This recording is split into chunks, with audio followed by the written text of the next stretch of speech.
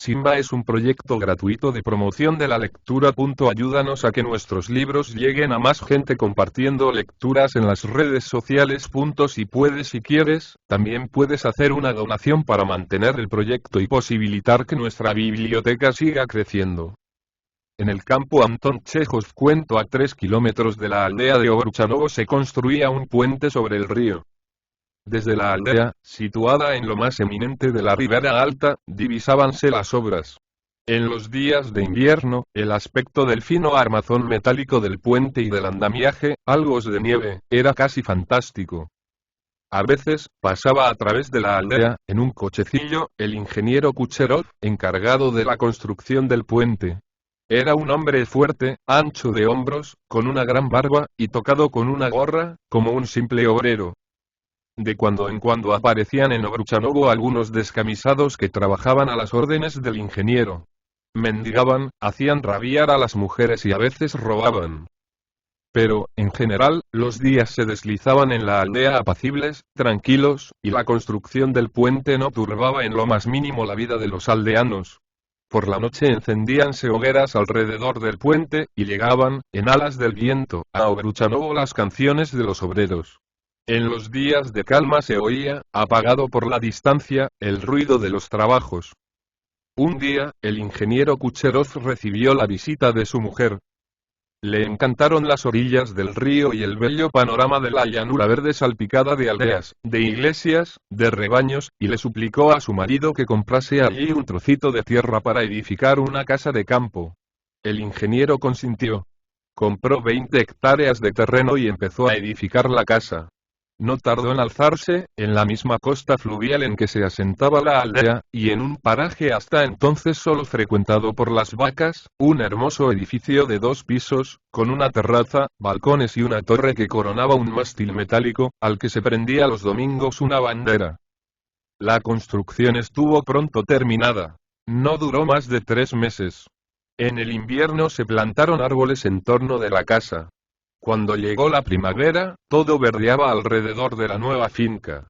Partían en todas direcciones hermosas alámedas. El jardinero y 2 jornaleros trabajaban en el jardín. Una fontana sonaba melodiosa. Y una bola de cristal verde, colocada ante la puerta, brillaba bajo el sol, de tal modo, que obligaba a cerrar los ojos. Se bautizó la finca con el nombre de Quinta Nueva. Una mañana, a fines de mayo, llevaron a casa de Rodion Petrov, el herrador de la aldea, 2 caballos de Quinta Nueva para que les cambiasen las herraduras. Los caballos eran blancos como la nieve, esbeltos, bien cuidados, y se parecían el uno al otro de un modo asombroso. Verdaderos cisnes, dijo Rodion admirándolos. Su mujer, Estefanía, sus hijos y sus nietos salieron también para admirar a los caballos, en torno de los cuales se fue aglomerando la gente. Acudieron los Zichkov, padre e hijo, ambos imberbes, mofletudos y destocados. Acudió también Kozov, un viejo enjuto y alto, de luenga y estrecha barba, apoyado en un bastón. Guiñaba sin cesar los ojos astutos y se sonreía irónicamente, como si supiera muchas cosas que ignorase el resto de los hombres. Son blancos, dijo. Sí, son blancos. Pero para el trabajo no valen gran cosa. Si yo mantuviese a mis caballos con avena, como mantienen a estos, se pondrían no menos hermosos. Yo quisiera ver a estos cisnes arrastrando un arado y recibiendo algunos latigazos. El cochero del ingeniero le dirigió a Kozov una mirada de desprecio, pero no dijo nada. Mientras se encendía la fragua, el cochero les dio algunas noticias a los campesinos sobre la vida de sus amos. Fumando pitillo tras pitillo les contó que sus amos eran muy ricos, que la señora, Elena Ivanovna, antes de casarse, era institutriz en Moscú, que tenía muy buen corazón y gozaba socorriendo a los pobres. En la nueva finca, según decía el cochero, no se labraría ni se sembraría. Se respiraría el aire del campo y nada más. Cuando terminó y se encaminó con los caballos a Quinta Nueva, siguióle una turba de chiquillos y perros. Los perros le ladraban furiosamente. Kozov, mirándole alejarse, guiñaba los ojos con malicia. Vaya unas señores, dijo con ironía malévola. Han construido una casa, han comprado caballos, pero parece que no tienen que comer. Había sentido desde el primer momento un odio feroz contra Quinta Nueva. Era un hombre solitario, viudo. Y llevaba una vida aburridísima. Una enfermedad le impedía trabajar. Su hijo, dependiente de una confitería de Járkov, le enviaba dinero para vivir. El viejo no hacía nada. Vagaba días enteros por la orilla del río a través de la aldea, y les daba conversación a los campesinos que estaban trabajando. Cuando veía a uno pescando solía decir que con aquel tiempo no había pesca posible. Si el tiempo era seco, aseguraba que no llovería en todo el verano.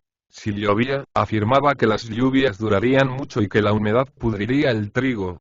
Todos sus pronósticos eran pesimistas. Y los hacía guiñando los ojos de un modo maligno, como si supiera algo que ignorase el resto de los hombres. En Quinta Nueva algunas noches había fuegos artificiales. Los propietarios acostumbraban a pasearse por el río en una barca iluminada con farolillos de colores. Una mañana, Elena Ivanovna, la mujer del ingeniero, visitó la aldea con su niña. Llegaron en un coche de ruedas amarillas arrastrado por dos poney. Llevaban sombreros de paja, de anchas alas, sujetos con cintas. Los campesinos estaban ocupados en transportar estiércol al campo. El herrador Rodión, alto, enjuto, destocado, descalzo, con un bieldo al hombro, de pie ante su carro, rebosante de estiércol, miraba, boquiabierto, los bien cuidados caballitos. Se advertía que hasta entonces no había visto caballos semejantes. La señora. La señora. Se oía murmurar. Elena Ivanovna miraba las casas como eligiendo una. Por fin, se detuvo a la puerta de la que le parecía más pobre y a cuyas ventanas se asomaban numerosas cabezas de niño, morenas, rubias, rojas. Era precisamente la casa de Rodión. Su mujer, Estefanía, una vieja gorda, apareció al punto en el umbral, mal cubierta la cabeza con una pañoleta. Miraba con asombro el elegante coche, confusa, sonriéndose estúpidamente. Para tus hijos, le dijo Elena Ivanovna, dándole 3 rublos. Estefanía, sorprendida, feliz, se echó a llorar y saludó con gran humildad, inclinándose casi hasta el suelo. Rodión saludó también muy humilde, enseñando su cráneo calvo.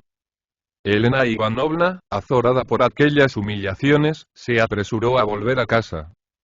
Los Cíclicos, padre e hijo, sorprendieron en un prado de su pertenencia a 3 caballos, uno de ellos poney y un novillo, todos propiedad del ingeniero. Ayudados por el rojo Volotka, hijo del herrador Rodión, llevaron las bestias a la aldea. Se llamó al alcalde, que, en compañía de los Zichkov, de Volotka y de algunos testigos, encaminóse al prado para proceder a una información sobre los daños causados en él por las bestias. Kozov, que era de la partida, parecía muy contento. Muy bien, decía, guiñando con malicia los ojos. Que paguen. Se les obligará a pagar. Gracias a Dios, hay tribunales. Habrá que llamar a la policía e instruir un proceso verbal. Naturalmente, un proceso verbal. Confirmó Volotka. Si creéis que voy a perdonarles, os lleváis chasco. Gritaba Zichkov hijo, con tal arrebato, que su imberbe faz se enrojecía. No soy tan tonto. Si se les deja, adiós prados.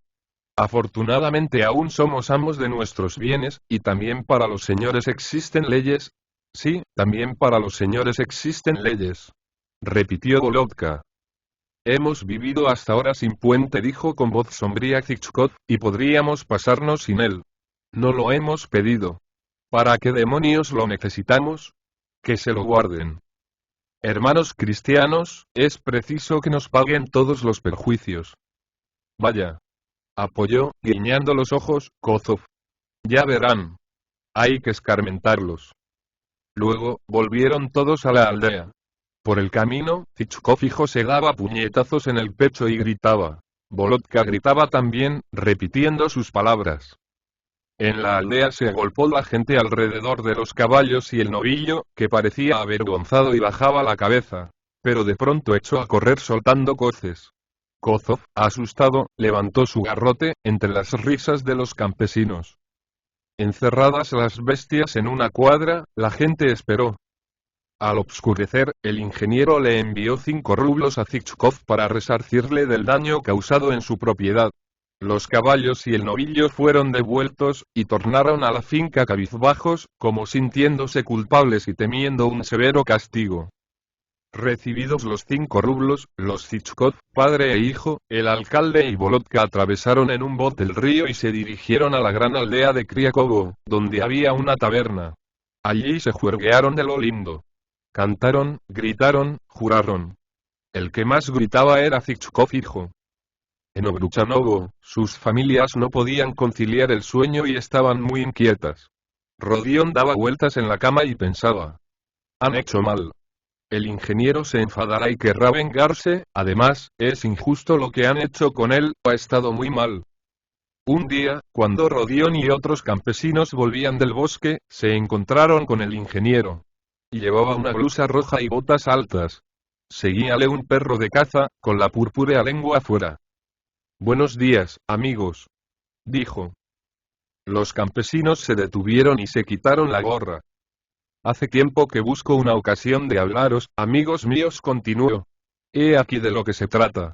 Desde principios del verano, vuestro rebaño se pasea por mi bosque y por mi jardín. Se come la hierba, estropea los árboles. Los cerdos me han puesto hechos una lástima el prado y la huerta. Les he rogado muchas veces a los pastores que tuvieran cuidado, pero no han hecho caso y me han contestado muy mal. Constantemente vuestras vacas y vuestros cerdos me están perjudicando, y, sin embargo, no os reclamo nada.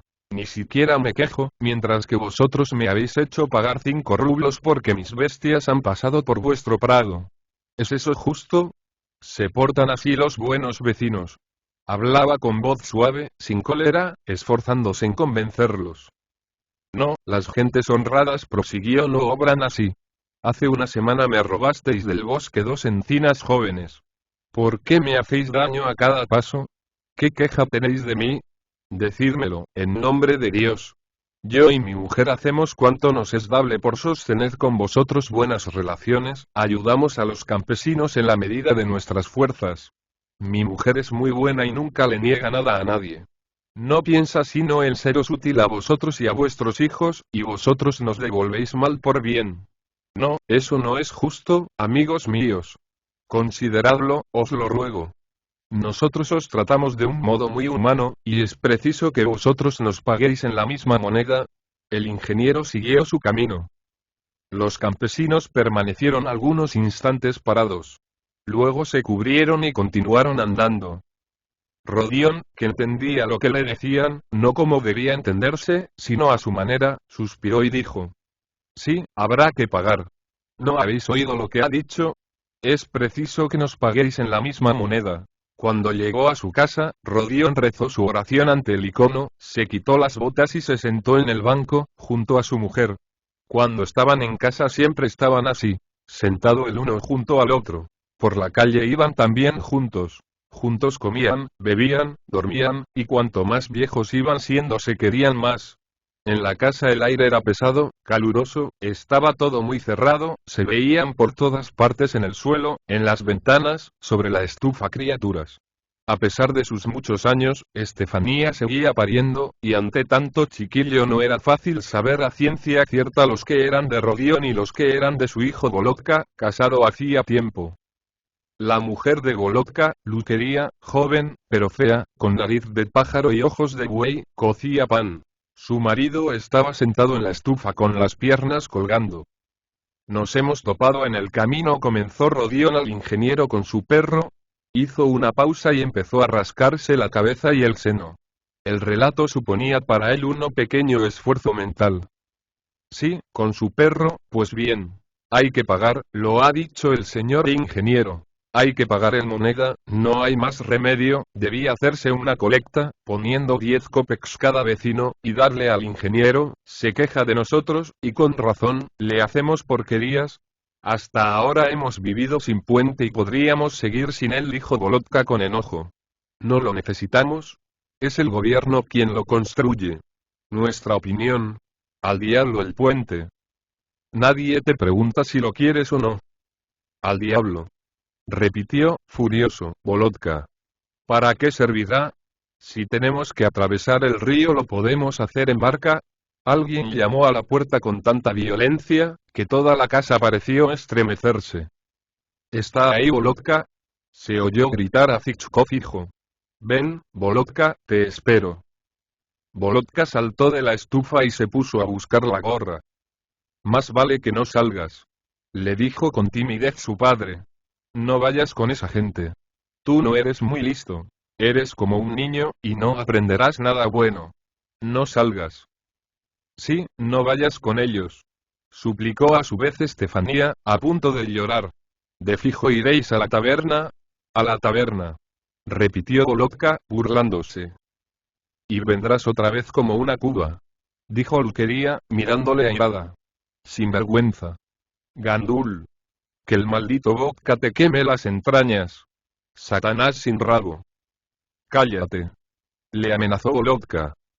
Me han casado con este idiota, con este imbécil, me han perdido, pobre huérfana. Exclamó Luquería, llorando y secándose las lágrimas con la mano, llena de harina. No te puedo ver, puerco. Volotka le dio, al pasar, un puñetazo en las narices, y salió a la calle. Elena Ivanovna y su hijita fueron a la aldea a pie. Un hermoso paseo para ellas. Era domingo y casi todas las mujeres y las muchachas de la aldea estaban en la calle, ataviadas con trajes de colores chillones. Rodión y su mujer, sentados el uno junto el otro, en un poyo, a la puerta de su casa, saludaron y sonrieron a Elena Ivanovna y a su niña como antiguos amigos. Más de una docena de niños las miraban por las ventanas con asombro y curiosidad. La señora, murmuraban. Buenos días, dijo, deteniéndose, Elena Ivanovna. Calló un instante y añadió. ¿Cómo les va a ustedes? Así, señora, adiós gracias. Contestó Rodión. ¿Vamos tirando? Figúrese usted nuestra vida. Dijo sonriendo Estefanía. Ya sabe usted, buena señora, lo pobres que somos. Hay 14 bocas en casa y solo 2 hombres para ganar el pan. Aunque mi marido es herrero, el oficio le produce poco. Muchas veces ni tiene carbón para encender la fragua, es dura nuestra vida, muy dura. Y se echó a reír, como si lo que decía fuera donosísimo. Elena Ivanovna se sentó junto a ellos, abrazó a su hijita y se quedó meditabunda. En la faz de la niña también se pintaba la tristeza y se advertía que ingratos pensamientos torturaban su cabecita. Jugaba con la rica sombrilla de encajes que su madre tenía en la mano. Sí, vivimos en la miseria, dijo Rodión. Siempre angustiados, trabaja uno como un negro, y, sin embargo, este verano el tiempo es seco, no llueve y la cosecha será mala. La vida es dura, señora. Pero, en cambio, seréis felices en la otra, dijo Elena Ivanovna para consolarles. Rodión no comprendió el sentido de estas palabras, y en vez de contestar, carraspeó. No le dé usted vueltas, señora, dijo Estefanía. Hasta en el otro mundo los ricos serán más felices que nosotros. Los ricos mandan decir misas, les ponen velas a los santos, les dan limosna a los mendigos, y Dios, a quien tienen contento, les recompensará en la otra vida. Mientras que nosotros, los pobres campesinos, ni siquiera tenemos tiempo para rezar, además de no tener dinero para velas, misas ni limosnas. Luego, nuestra pobreza nos hace pecar, reñimos, juramos, y Dios no nos perdonará. No, querida señora, nosotros, los campesinos, no seremos felices ni en este mundo ni en el otro. Toda la felicidad es para los ricos. Hablaba con acento alegre, regocijado, como si contase algo muy gracioso. Estaba acostumbrada, desde hacía tiempo, a hablar de su vida triste y penosa. Rodión sonreía también. Le enorgullecía tener una mujer tan lista y elocuente. Es un error creer fácil la vida de los ricos, dijo Elena Ivanovna. Cada cual tiene sus penas. Nosotros, por ejemplo, yo y mi marido no somos pobres. ¿Pero cree usted que somos felices? Aunque soy joven todavía, tengo ya 4 hijos, que casi siempre están enfermos. Yo también lo estoy y necesito cuidarme mucho. ¿Qué enfermedad padece usted? Preguntó Rodión. Una enfermedad de mujer. No puedo dormir y me dan unos dolores de cabeza horribles. Ahora, por ejemplo, estoy aquí sentada, hablando con ustedes, y siento una gran pesadez de cabeza y un desmadejamiento, preferiría el trabajo más duro a sufrir así. Luego, mi alma tampoco descansa. Siempre estoy inquieta por mi marido, por mis hijos, toda familia tiene su cruz. Nosotros también la tenemos. Yo no soy de origen noble. Mi abuelo era un simple campesino, mi padre era también un pobre humilde y tenía una tiendecita en Moscú. Pero mi marido es de una familia muy noble y muy rica. Sus padres se oponían a nuestro matrimonio y él no les hizo caso y rompió con su familia para casarse conmigo. Sus padres no le han perdonado todavía. Esto le inquieta, no le deja vivir tranquilo, pues quiere mucho a su madre. Naturalmente, yo padezco. Vivo en un constante desasosiego. Ante la casa de Rodión se fueron reuniendo campesinos y campesinas, que escuchaban atentamente lo que decía Elena Ivanovna. Uno de los primeros que se aproximaron fue Kozov. Sacudía su estrecha y larga barba. Acercáronse luego los Zichkov, padre e hijo. Además prosiguió Elena Ivanovna, no puede ser feliz el que no está en su puesto. Vosotros lo estáis. Cada uno de vosotros tiene su trocito de tierra, trabaja y sabe para qué. Mi marido trabaja también, construye puentes. Pero yo no hago nada. Yo no tengo ningún trabajo y no puedo sentirme en mi centro. Os digo todo esto para que no juzguéis por las apariencias. El que un hombre vaya bien vestido y tenga dinero no significa que sea feliz ni mucho menos. Se levantó y cogió de la mano a su hijita. Lo paso muy bien entre vosotros, dijo sonriendo. Se advertía en su sonrisa tímida que, efectivamente, estaba enferma. En su rostro, joven y bello, de cejas y pestañas negras y cabellos rubios, había una delgadez y una palidez mórbidas. La niña se parecía mucho a su madre, incluso en lo delgada y pálida. Ambas olían a perfumes. Sí, todo me gusta aquí. El bosque, la aldea. Viviría aquí siempre. Creo que aquí me curaría y encontraría mi verdadero puesto en el mundo. Tengo un deseo ardiente de ayudaros, de seros útil, de acercarme a vosotros. Conozco vuestras penas, vuestros sufrimientos, lo que no conozco lo adivino. Estoy enferma, sin fuerzas, y ya no me es posible cambiar de vida, como quisiera. Pero tengo hijos y procuraré educarlos en el cariño a vosotros. Procuraré hacerles comprender que su vida no les pertenece a ellos, sino a vosotros. Pero os ruego que confiéis en nosotros, que viváis con nosotros como buenos vecinos. Mi marido es un hombre honrado y de buen corazón. No le irritéis. Cualquier pequeñez le llega al alma. Ayer, por ejemplo, vuestro rebaño ha pasado por nuestro jardín. Alguno de vosotros ha estropeado la cerca de nuestra colmena. Mi marido se desespera, os ruego. Hablaba con voz suplicante, cruzadas las manos sobre el pecho. Os ruego que viváis en paz con nosotros. ¿No dice el proverbio a humo de pajas que una mala paz es mejor que una buena riña, y que antes de comprar una casa debe uno enterarse de la condición de los vecinos? Os repito que mi marido es hombre de buen corazón. Si os conducís con nosotros como buenos vecinos, os aseguro que no os pesará. Haremos por vosotros cuanto esté en nuestra mano. Arreglaremos los caminos, edificaremos una escuela para vuestros hijos. Os lo prometo. Está muy bien lo que usted dice, arguyó Zichkov, padre, bajando los ojos. Ustedes son gente instruida y saben lo que hablan. Pero, ¿qué quiere usted? En la aldea de Resnevo, Voronov, un rico propietario, prometió también, entre otras muchas cosas, edificar una escuela. Pues bien, solo edificó el armazón, y no quiso seguir las obras. Los campesinos, obligados por las autoridades, tuvieron que seguirlas y se gastaron en ellas 1000 rublos. ¿Qué le parece a usted? A mí me parece una acción que no tiene perdón de Dios. Muy bien. Aprobó Kozov, con una sonrisa maligna. Muy bien. No tenemos necesidad de vuestra escuela, dijo Volodka, ásperamente. Nuestros hijos van a la escuela de la aldea vecina. Que sigan yendo. No queremos escuela. Elena Ivanovna perdió de pronto todo aplomo. Pálida, abatida, como si acabase de recibir un golpe en la cabeza, se fue sin decir una palabra. Marchaba presurosa, sin mirar atrás. Señora, gritó Rodión siguiéndola. Espere usted, óigame. La seguía tenaz, descubierto, hablándole en un tono humilde, como si pidiese limosna. Señora, espere, escúcheme. Cuando estaban ya fuera de la aldea, Elena Ivanovna se detuvo a la sombra de un viejo tilo. No se enfade, señora, dijo Rodión. No vale la pena. Hay que tener un poco de paciencia.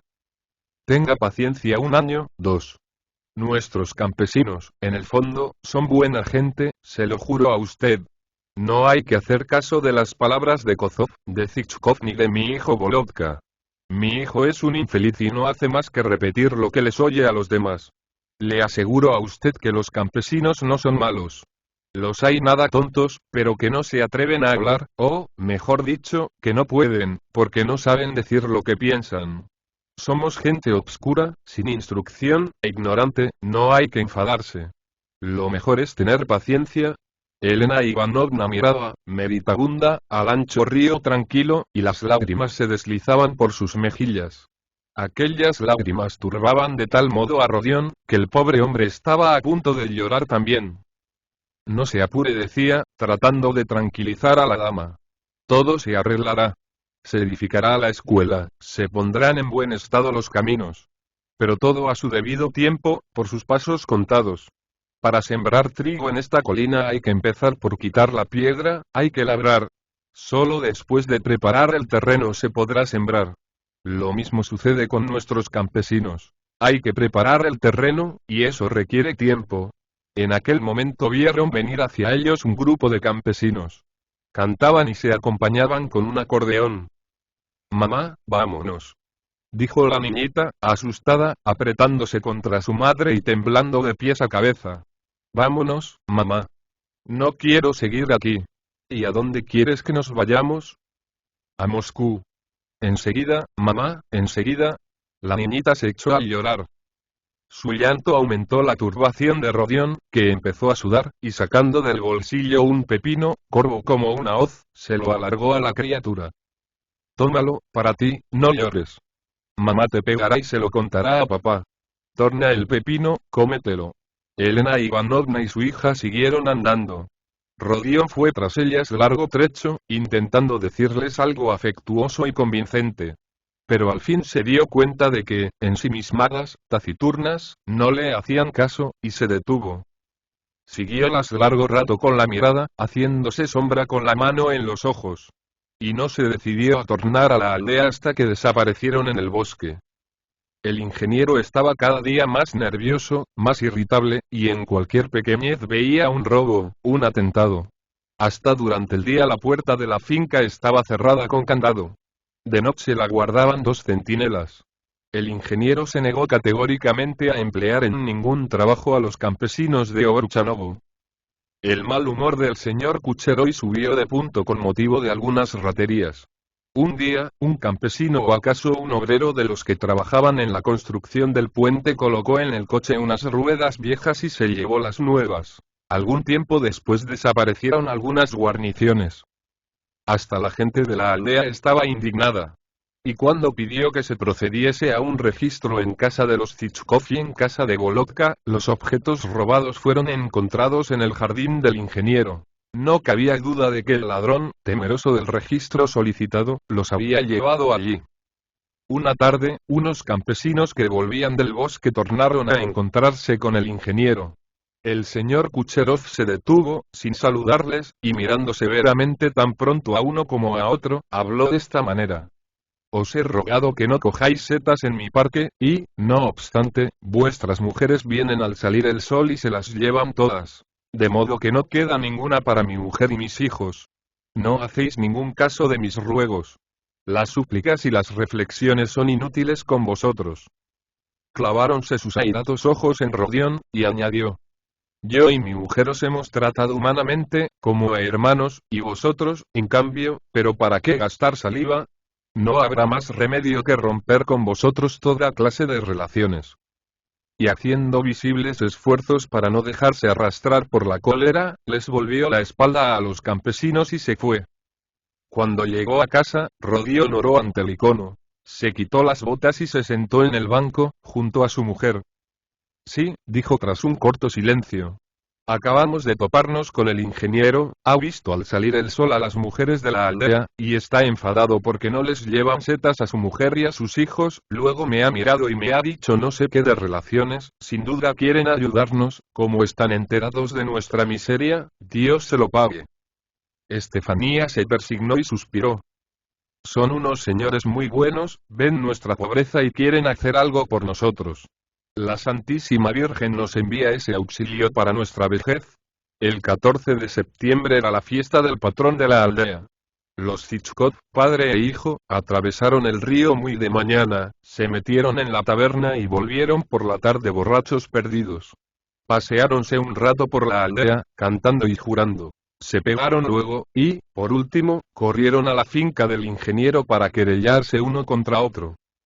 Entró delante Hitchcock padre con un garrote en la mano. En el patio se detuvo tímidamente y se quitó la gorra. En aquel momento el ingeniero y su familia tomaban el té en la terraza. ¿Qué se te ofrece?, le gritó el ingeniero. Excelencia. Noble señor, clamó Hitchcock, echándose a llorar. Apiádese de un pobre viejo. Mi hijo es un bruto. No puedo ya sufrirle, me ha arruinado, y ahora me pega. En esto entró en el jardín Hitchcock hijo, destocado y, como su padre, con un garrote en la mano. Se detuvo y dirigió una mirada estúpida, de beodo, a la terraza. No tengo que ver con vuestras riñas, dijo el ingeniero. Id a ver al juez o al jefe del distrito.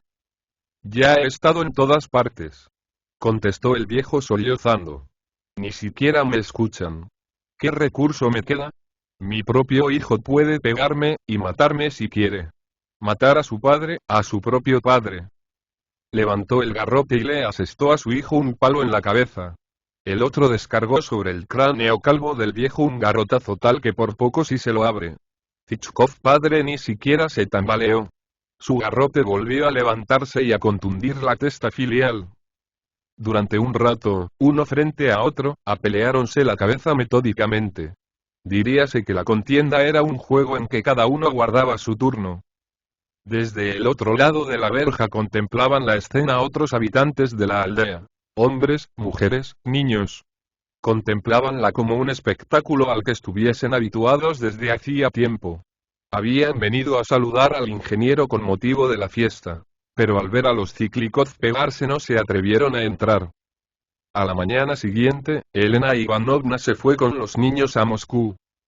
Se corrió la voz de que el ingeniero vendía quinta nueva.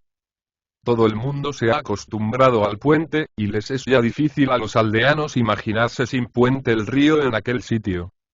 Su construcción terminó hace tiempo. Se oye con gran frecuencia el ruido sordo del tren que por él pasa. Quinta Nueva fue puesta en venta y la compró un alto empleado público, que la visita con su familia los días de fiesta, toma té en la terraza y regresa a la ciudad. El indicado personaje les impone a los campesinos un gran respeto, hasta por su manera prócer de hablar y de toser, y cuando le saludan quitándose la gorra ni siquiera se digna contestar al saludo. En la aldea ha envejecido todo el mundo. Kozov se murió. En casa de Rodion ha aumentado el número de niños. Volodka tiene ahora una larga barba roja. La familia sigue muy pobre. A principios de la primavera, los campesinos suelen tener trabajo en la estación del ferrocarril, donde sierran y cepillan madera. Terminada la faena vuelven a sus casas, tardo el paso, en la faz de la luz del sol poniente. En las frondas de junto al río cantan los ruiseñores. Al pasar por delante de Quinta Nueva los campesinos miran prolongadamente a la casa, toda en silencio y como muerta, sobre cuyos tejados vuelan, doradas por el sol, las palomas.